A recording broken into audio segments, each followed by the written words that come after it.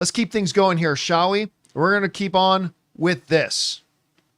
Ice Cube got a new movie on Amazon. War of the Worlds, a new iteration of the classic War of the Worlds. By the way, I got to say, I love Ice Cube. I love this dude. I mean, this was a day that I got to spend, I got to spend a whole afternoon with him. We were doing this special thing for 22 Jump Street, and we literally got to go down into Hollywood, and I got to spend the whole afternoon with him. He could not have been nicer and friendlier, and he was jovial and joking around the whole time. I just had a blast, and today I can't believe I got to hang out with the Kool-Aid Man. It was absolutely unbelievable. So I am a big fan of Ice Cube. This is one of the worst movies I've ever seen in my life. So what you're saying, it wasn't a good day. It was not. Yeah, today was not a good day. Should have used his AK. Should have brought my AK because, woo, this is a bad movie. Now, I thought when I took a peek on Rotten Tomatoes here, when I saw the 0% and 13% audience rating, I thought, come on, it can't be that bad. I watched this thing. Now, the premise, by the way, I'm going to spoil everything because I really don't want any of you to waste your time watching this. The premise is a neat idea. Take the events of War of the Worlds, but tell from a different perspective. The whole movie is told from webcam and phone cam perspectives. It's all told from computer screens and talking to each other over webcams and stuff like that. And, you know, Rob and I were talking before the show started saying, you know what? If I was in the pitch meeting for that, and they gave me this kind of pitch, I would think there's potential there. There's potential there. But guys, this movie is so awful. The dialogue is terrible, like absolutely terrible.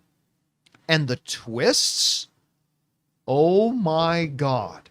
So Ice Cube is a high-level security data analyst figuring out all the bad guys. And he kind of watches he spies on Americans for the government, right? He even spies on his own kids. He taps into their computers. He hacks all their stuff. He knows everything they're doing all the time. He's got adult children where one's a teenager, one's an adult about to have a baby, you know, all that kind of stuff. And so the whole paradigm is, you know, the government spies on people. Okay. And as he's trying to track down this global hacker, like #1 on the FBI most wanted, who of course turns out to be his own teenage son. I did warn you I was going to spoil everything, which is the first. Did they really do something that stupid? Yeah, that was the first one. And there are many of those moments in this movie. So of course, the global #1 hacker in the world that's taking down all of course it's Ice Cube's son, whatever. So very quickly, the conceit of the movie about telling it from this perspective, while it sounds like it has potential, really you learn very fast. This is agonizing to watch. It's absolutely agonizing to watch.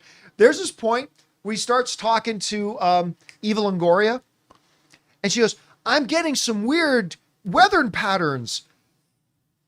And it's like some of the worst visuals I've ever seen. Like talking about what's going on with these weird weather patterns, and of course, then the alien invasion. And guys, then it comes down to this. You know why the aliens come?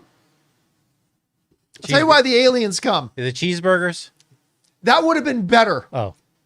It would have been better if somebody said an astronaut accidentally let a Burger King wrapper out of the airlock of a ship, and it traveled across the cosmos, and aliens found it and thought, this is all kinds of delicious. Yeah. Let's go to Earth. That would have been a better plot device than what they came up with here.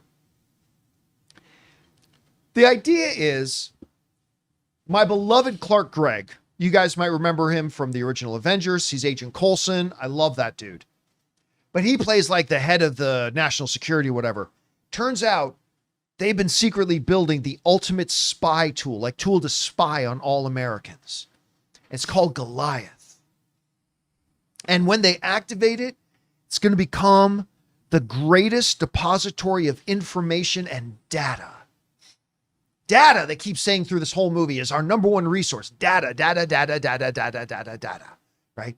It's going to become the #1 thing of resource. But here's the catch. they've known about these aliens for like 70 years. And they know, I kid you not, that these aliens don't need our water. They don't need our exhaustive collection of the black-eyed peas. They don't need oranges or apples or venison or whatever. No. See, what Clark Gregg knows and the government secretly knows is that these aliens out there, they eat data. They eat data, computer data. It's good for cover-ups. Yeah, that's what they eat.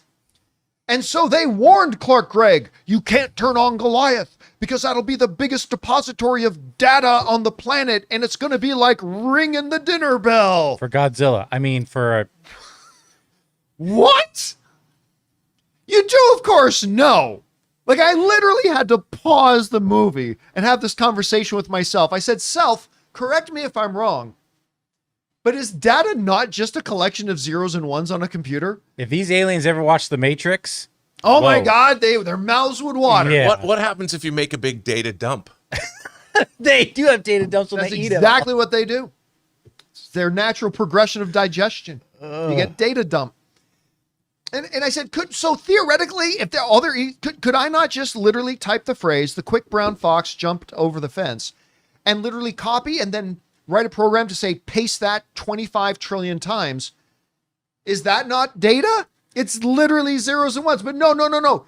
They specifically eat the zeros and ones that tells me about your Amazon buying habits.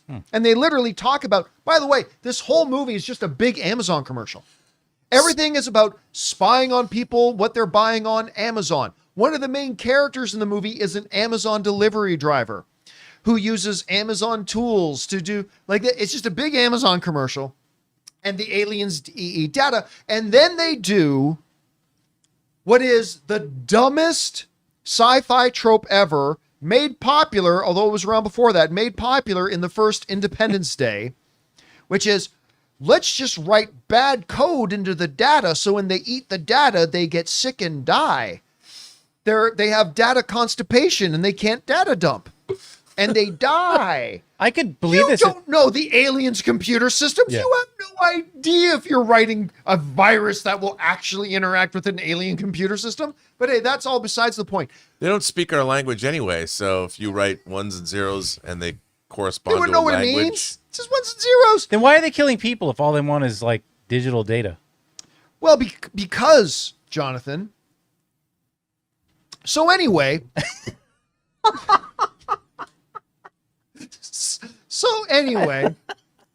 And the performances are terrible.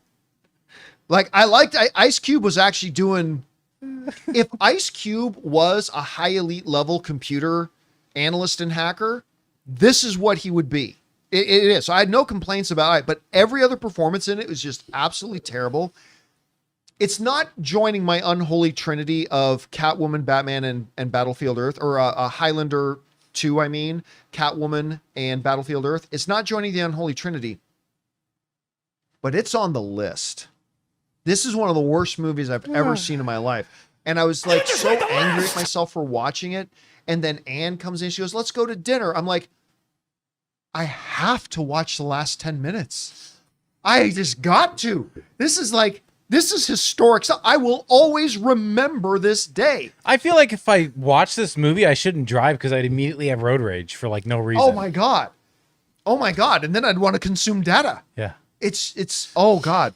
Anyway, Rob, did you bring yourself to watching this movie? Dude, okay. When I was 5 years old, my first movie that I thought was my favorite movie, the greatest movie I'd ever seen, was Byron Haskins' 1953 War of the Worlds. It made me go back. It was a little tough to read, the H.G. Wells version, which takes place in Victorian England. Since then, I've watched War of the Worlds. It's one of my favorite things. I watched that Paramount miniseries or TV series that came out after Star Trek The Next Generation did. There's been multiple series. I love Jeff Wayne's War of the Worlds concept album. I read Arkady and Boris Strugatsky's, the Russian science fiction writers. I read their sequel, The Second Invasion from Mars. I read Stephen Baxter's sequel to this book. I love War of the Worlds. I lasted about 10 minutes into this movie. Oh, you didn't get past the first 10 Dude, minutes. and then I skipped through it just because I wanted to see what the tripods look like and see a little bit of the Not effect. a bad design. But they even kind of look, I mean, Not a bad design. I kind of liked them, but they look more like something from. They look like more like the pods from Robotech, the Zentradi, whatever. I just didn't. I watched this and it was so disheartening to me. I didn't even. If I got to the point where the aliens ate Data, I would have gone out and probably wept. Or you would have done that when they revealed that the global hacker is actually Ice Cube's young teenage son. Yeah, that's probably true too. I mean, why don't first of all, none of that makes any sense at all. Eating data. Yeah. Why don't they just get a quantum computer and just ask it to find the... Somebody in the live chat says data tastes like chicken. No, it's just, again, anybody who's ever wanting to read or make a science fiction novel or a science fiction TV series or Star Trek, read some science fiction. Just read some books. There's like 25 books you got to read. Just go read some of the classic canon, because the idea of eating data is something you probably smoked a couple of bowls with your friends. Like, yeah, dude, what if aliens wanted to come to Earth and eat all of our data? What would happen? I mean, that's the dumbest thing I've ever heard. How does that even work? You know who wrote this? He hung out with a lot of nerds, but he wasn't listening. He wrote this. No. This is the kind of person that wrote the this guy script. from Shrinking? No, but I'm just saying. Oh, you're not from saying Revenge of the literally Nerds. him. The guy who is like, I know what nerds like. Oh my God, you just about broke my heart. Yeah. No, not the guy from Shrinking. No, he's full of talent, the actor. Yes. I'm just saying the character. Is this like from Three's Company? No, this is Revenge of the Nerds. I know that, but I mean, God. And then this he would picture know, was but from Three's then he was Company. in Married with Children. Yeah. But now he's awesome in Shrinking. Yeah. By the way, somebody's asked me, the Dark Knights in the live chat has asked me, John, what's worse, this or Morbius? Honestly, this. This, come on. Oh, yeah. There were at least flickering moments of Morbius that had some kind of cool stuff in it. Yeah, As yeah. bad as it was, this is worse than Morbius. Well, also that John Cho movie, Searching. Searching, yeah. That movie did this conceit really, really well. Yeah, just the like whole framework, yep, it did. And there's a lot of other films that have done this online thing. This didn't do a good job. No, not a good movie. Anyway, guys, I think Rotten Tomatoes is being fairly generous with their 0. I think they should introduce negative scores. I really do, because War of the Worlds would be 1. Man, that hurts me to say, because I want to cheer for Ice Cube so bad, but this movie's really terrible. Go watch the original 1953 Byron Haskin version. It's Or great. you even go watch the Tom Cruise remake of it if you want. But anyway, good guys, too. whatever you thought it's about good. it, if you had a chance to see it, and I'm sorry if you did, jump down to the comment section below and let us know your thoughts. Hey guys, thanks so much for watching this video. Make sure you like the video, leave a comment, and subscribe to our channel. And don't forget, we have a daily podcast called the John Campea Show podcast, available on Apple Podcasts, Spotify, or your favorite podcasting app of choice. Go and subscribe to it today so it'll be there when you need it.